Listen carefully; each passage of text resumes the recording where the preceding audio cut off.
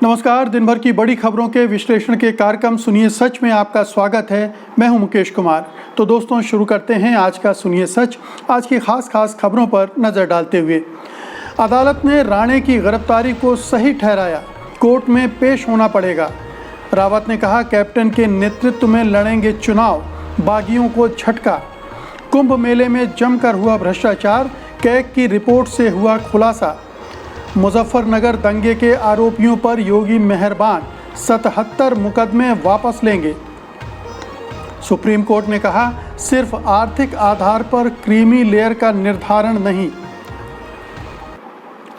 खास खबरों पर नजर डालने के बाद अब वक्त है आज की बड़ी खबरों के विस्तार से विश्लेषण का। इसलिए सबसे पहले लेते हैं आज की सबसे अहम खबर।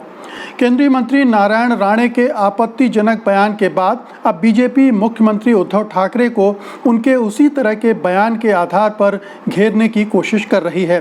2018 के वीडियो का हवाला देते हुए बीजेपी का कहना है कि उद्धव ने उस समय उत्तर प्रदेश के मुख्यमंत्री योगी आदित्यनाथ को चप्पल से मारने की बात कही थी। उन्होंने ये टिप्पणी तब की थी जब योगी ने शिवाजी महाराज की प्रतिमा पर फूल चढ़ाते समय चप्पलें पहनी हुई थीं। उधर मंगलवार की रात केंद्रीय मंत्री राणे को अदालत ने जमानत तो दे दी थी, मगर उन्हें चेतावनी भी दी है। अदालत ने अपने आदेश में कहा कि राणे को इस तरह का अपराध दोबारा नहीं करना चाहिए।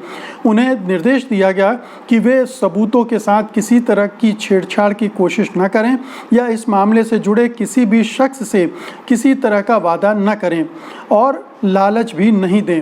रायगढ़ कोर्ट ने उनकी गिरफ्तारी को जायज़ ठहराया, लेकिन अदालत ने यह भी कहा कि केंद्रीय मंत्री को हिरासत में रखने की कोई ज़रूरत नहीं है। राणे ने अदालत से ये भी कहा है कि वे 2 सितंबर को नासिक में पुलिस के सामने पेश हों। यहाँ भी उनके खिलाफ FIR दर्ज हुई है। इसके अलावा राणे से 31 अगस्त और 13 सितंबर को भी पुलिस के सामने पेश होने के लिए कहा गया है। बहुत चीज़ें बिल्कुल स्पष्ट हैं। पहली बात तो ये कि राणे ने जो कुछ कहा उसके आधार पर उनकी जो गिरफ्तारी हुई है, कोर्ट ने उसको सही ठहराया है। दूसरी बात ये कि नारायण राणे भी शिवसेना से निकले हुए हैं और उद्धव ठाकरे भी शिवसेना के ही हैं। शिवसेना के अब वो सुप्रीमो भी हैं, मुख्यमंत्री भी हैं, तो दोनों की भाषा आपको एक जैसी लग सकती है क्योंकि शिवसेना का ये कल्चर रहा है। शिवसेना के प्रमुख उद्धव ठाकरे ने कभी मुख्यमंत्री योगी आदित्यनाथ के बारे में भी इसी तरह की अपमानजनक टिप्पणी की थी, चप्पलें मारने की बात कही थी, और वो खुद भी मुख्यमंत्री थे और योगी आदित्यनाथ भी मुख्यमंत्री थे। तो ये एक राजनीतिक कल्चर जो बीजेपी और शिवसेना में हमें देखने को मिल रहा है, ये एक कॉमन बात है, इसको समझा जाना चाहिए। और दूसरी सबसे महत्वपूर्ण बात इस पूरे कांड से उभर कर जो आई है वो ये है कि उद्धव ठाकरे ने फिर से एक बार अपनी ताकत का इजहार किया है।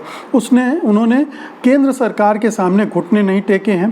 केंद्रीय मंत्री को उन्होंने गिरफ्तार करके बता दिया है कि वो केंद्र सरकार से टकराव लेने से हिचकेंगे नहीं अगर केंद्र सरकार या केंद्र के मंत्री उनके खिलाफ या उनकी सरकार के खिलाफ कुछ गैर वाजिब काम करेंगे। तो ये एक बड़ी बात है। ममता बनर्जी उधर एक के बाद एक चुनौती दे रही हैं और केंद्र सरकार से बाकायदा लड़ रही हैं।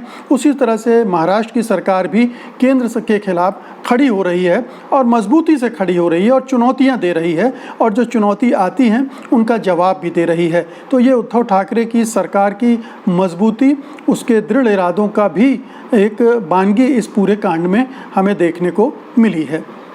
अगली खबर लेते हैं। कांग्रेस हाईकमान अमरिंदर सिंह के पक्ष में आगे आया है। पंजाब कांग्रेस के प्रभारी हरीश रावत ने बुधवार को कहा है कि अमरिंदर सिंह के नेतृत्व में ही कांग्रेस पंजाब में विधानसभा का चुनाव लड़ेगी। उनका ये बयान तब आया है जब पंजाब कांग्रेस के 80 विधायकों में से 34 ने मंगलवार को बैठक करके कैप्टन अमरिंदर सिंह को बदलने की मांग की थी। इस बैठक में 4 मंत्री भी शामिल थे।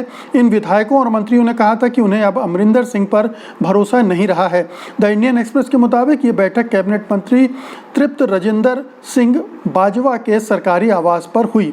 हालांकि इस बैठक में सिद्धू और प्रदेश कांग्रेस के 4 कार्यकर्ता कार्यकारी अध्यक्ष मौजूद नहीं थे, लेकिन बैठक में शामिल कुछ विधायकों ने बाद में कांग्रेस मुख्यालय में सिद्धू से मुलाकात की। वहीं 4 मंत्री सहित 6 विधायक बुधवार को पंजाब कांग्रेस के प्रभारी हरीश रावत से मिलने देहरादून पहुंचे और उनसे इस मामले में कांग्रेस अध्यक्ष सोनिया गांधी से मिलने का वक्त तय करने की गुजारिश की।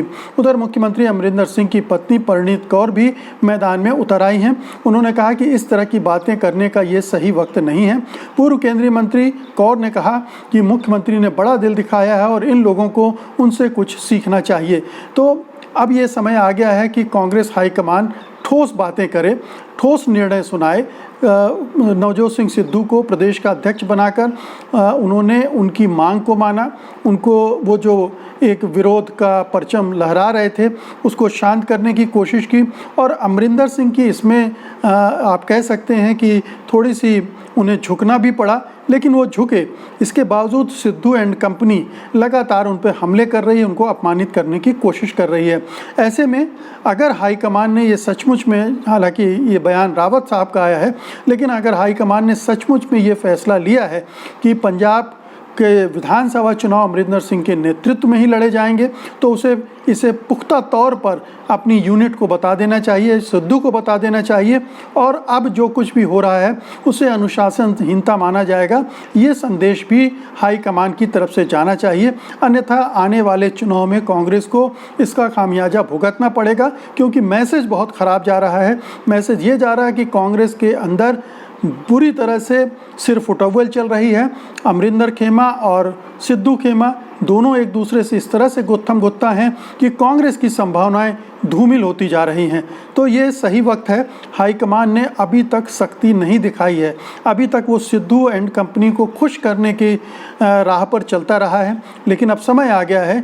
अगर अमरिंदर सिंह के नेतृत्व में चुनाव लड़ना है तो उसे इस मामले में साफ संकेत देना चाहिए। और ये जो सिद्धू एंड कंपनी का जो बगावत सुर हैं, उसके कई और कारण भी बताए जा रहे हैं। मसलन प्रदेश के मंत्रिमंडल में कोई बदलाव होने वाले हैं, उसमें कहीं ऐसा ना हो कि सिद्धू के समर्थकों को जगह ही न मिले, तो ये दबाव बनाने की कोशिश भी मानी जा रही है। अगली खबर लेते हैं। राम राज्य का दावा करने वाली उत्तर प्रदेश की योगी सरकार के दौरान प्रयागराज में हुए कुंभ मेले में सरकारी धन की जमकर लूट खसोट हुई है। रिपोर्ट में कुंभ मेले के दौरान निर्माण से लेकर खरीदी तक में धांधली की बातें सामने आई हैं। उत्तर प्रदेश विधानसभा के मानसून सत्र में पेश की गई नियंत्रक महालेखा परीक्षक यानी कैग की रिपोर्ट में कुंभ मेले में हुई बंदरबाट का खुलासा किया गया है।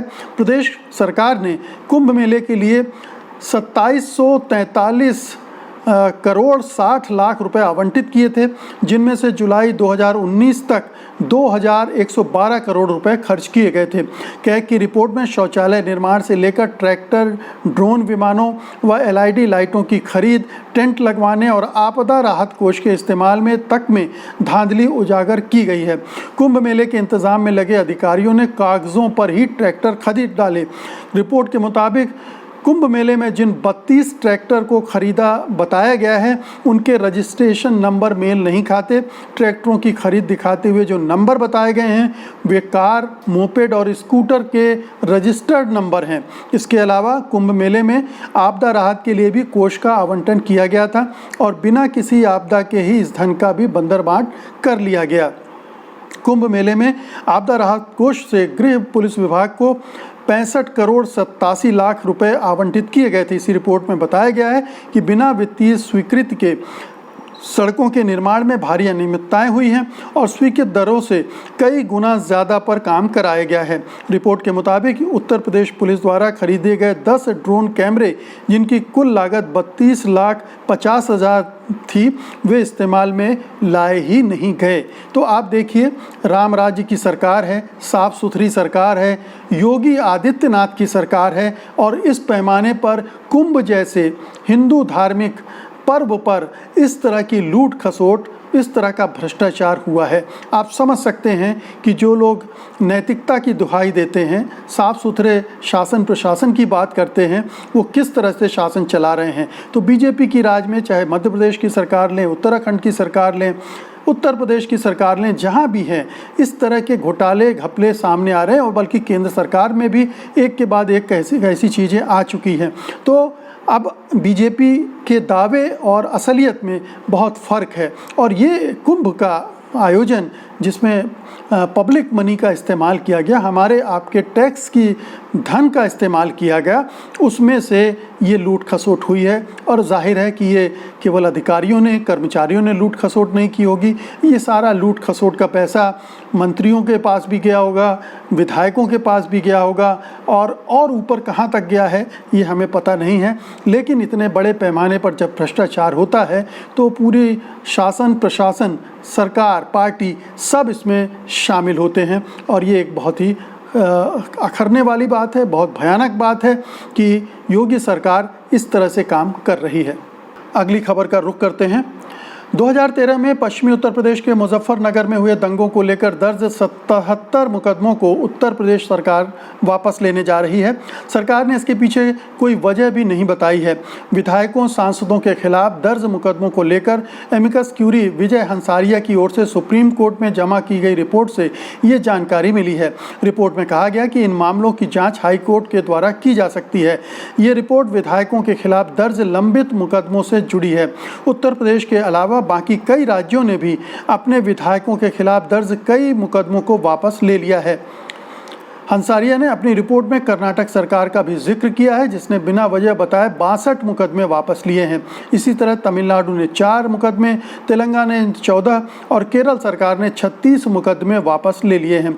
बता दें कुछ दिन पहले ही सुप्रीम कोर्ट ने कहा था कि विधायकों और सांसदों के खिलाफ दर्ज मुकदमों को हाई कोर्ट की इजाज़त के बिना बंद नहीं किया जा सकेगा।